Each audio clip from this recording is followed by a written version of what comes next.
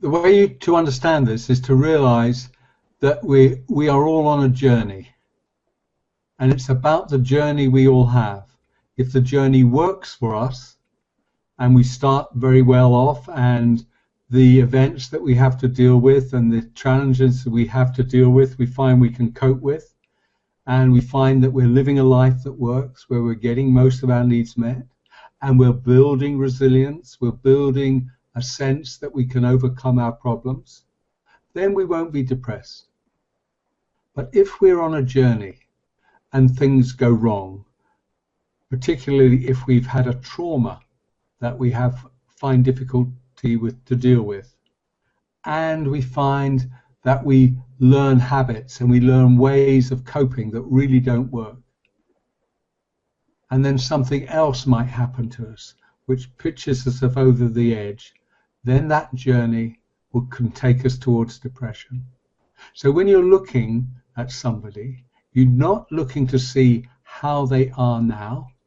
You're not looking to diagnose them, to see if they've got a leg or if they've got a limp that isn't there or something like that. You're looking for the journey. You're looking to understand how they got there. And that really is the essence of understanding how depressions arise for people. And I'm very keen to talk about trauma, that the experiences that we have in the past that stay with us in our emotional brain, so that they keep coming back when we don't need them. And I would say something over 60% of my clients who come to me with depression need to have memories and events in their past to be de-traumatized, which thankfully human givens therapists can do. We use a trance technique called rewind. And you know, even in the last few months, I can recall having to rewind experiences of a child facing the divorce of their parents, a teenage child experiencing bullying at school. I've done rewind of a family situation where the father was very drunk and very violent. I've done rewind of experience of people suffering severely from early depression, and that stays as a trauma with them. So that is an amazingly important part of a journey, and if you can de-traumatize, then that makes an enormous difference. And